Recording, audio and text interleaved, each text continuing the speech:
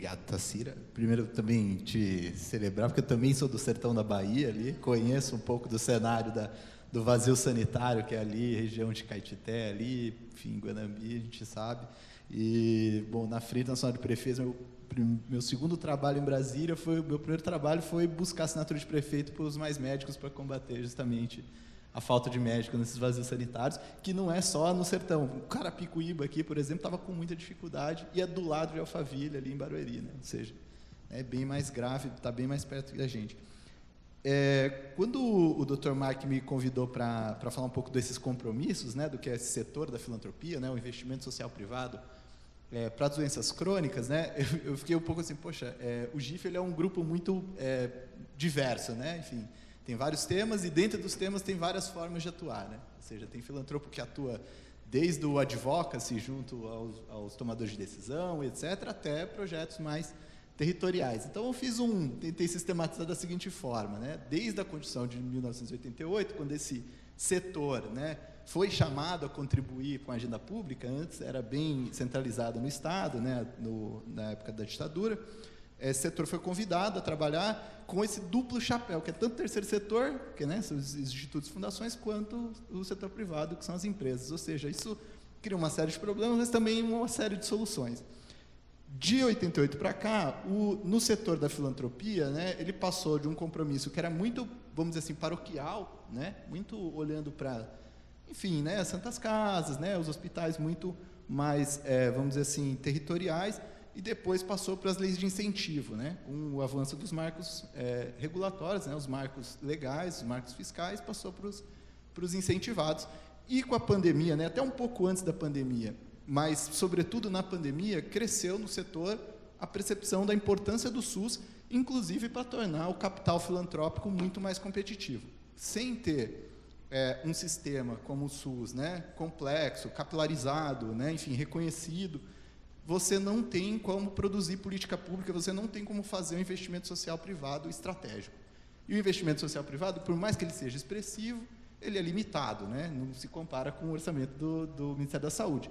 Mas ele não está submetido, né, aos controles que tem, né, o poder público. Ou seja, o papel do investimento social privado é justamente alavancar, apoiar, inovar e apoiar o Ministério da Saúde. E aí eu entro no compromisso que a nossa rede temática de saúde, o qual estou em felicidade aqui de encontrar várias pessoas, inclusive o Dr. Mark, Andréia, Patrícia, né, a Anete, o Guilherme está aqui também. Enfim, o pessoal, né, a gente, a partir desse paradigma, né, de entender que o setor filantrópico, apesar de recursos limitados, né, ele tem capacidade de dar respostas coordenadas, né, porque as nossas doações, dentre os associados do GIF, né, que era em torno de 3 bilhões por ano, né, que esse setor movimentava, na época da pandemia foi para 5.800 bi, né, ou seja, é capaz de dar respostas coordenadas, né, a grandes problemas, grandes desafios globais, como são as doenças crônicas, né, é uma coisa que está desafiando a gente.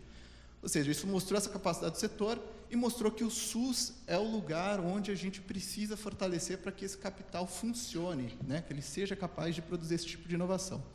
A rede, então, a partir de um estudo que a Humani financiou, né, junto ao IEPS, né, que é chamado Agenda Mais SUS, né, ele dá ali um roteiro, uma espécie de roteiro, de 6 caminhos para fortalecer o SUS.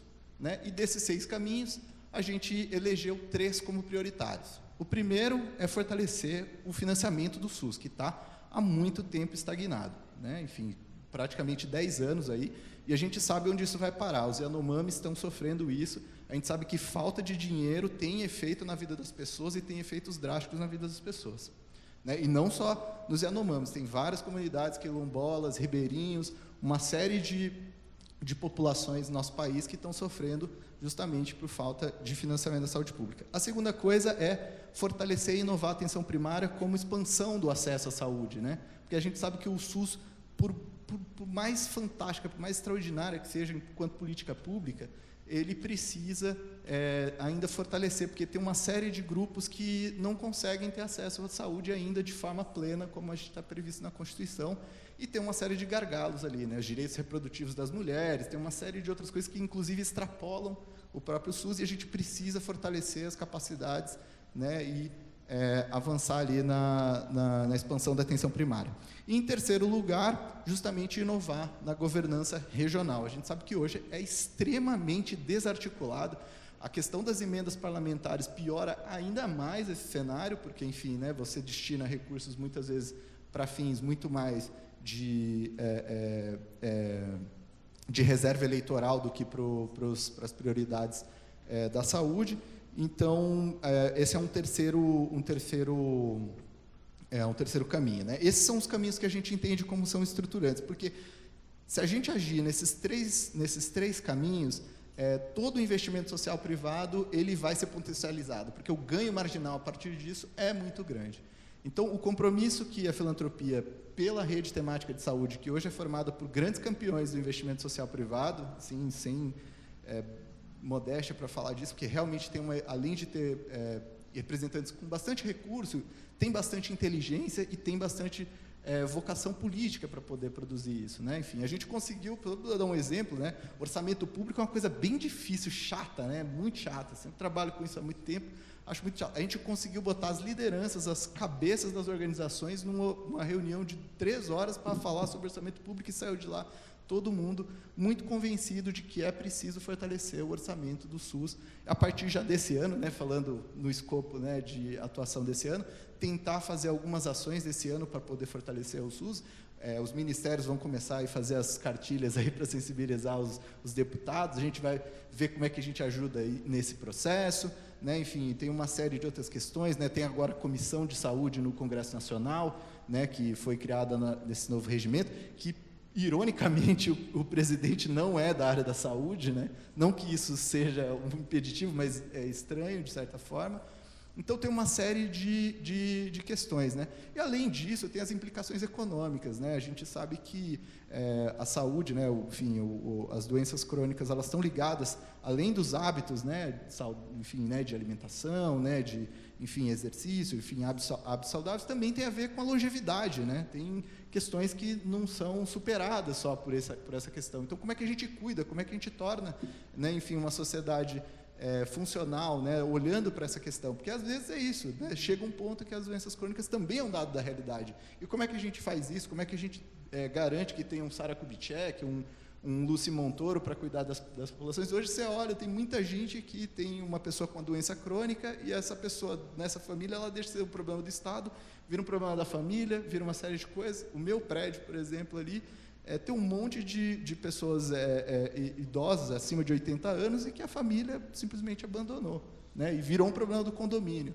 Ou seja, né? Então, as doenças crônicas, acho que o setor está olhando para essa questão, porque tem a ver com o perfil demográfico também, né? Então, ou seja, olhando para o lado do setor privado, é importante a gente olhar para esse lado também, que é economia, enfim, inclusão, é uma série de outras coisas. Então, acho que eu tentei resumir aqui um pouco, sistematizar um pouco. E sobre perfil de projeto é exatamente isso, né? Vão desde projetos territoriais, por exemplo, o que está acontecendo, a Humane está financiando lá em Recife, né, como expansão da atenção primária no Recife, coisas bem territoriais, até nessa dimensão muito mais estratégica, né, muito mais de destinação das políticas públicas. Aí, enfim, acho que para começar... A fala do Ricardo traz para nós uma riqueza de números, de cenários diferentes em que a política pública precisa ser discutida, em que a gente precisa se fazer ouvir para que as decisões mais importantes onde as decisões mais importantes são tomadas. E se nós aqui, enquanto executivos da saúde, não estivermos atentos a isso, passa a oportunidade e a gente não faz acontecer. E a gente estava conversando mais cedo com o Cristiano exatamente sobre esses diferentes cenários políticos de discussão, de política pública, de levar a evidência, de construir esse diálogo para que essa mudança e essa construção realmente aconteça. Eu considero que um ator extremamente importante nessa construção da mudança é a indústria.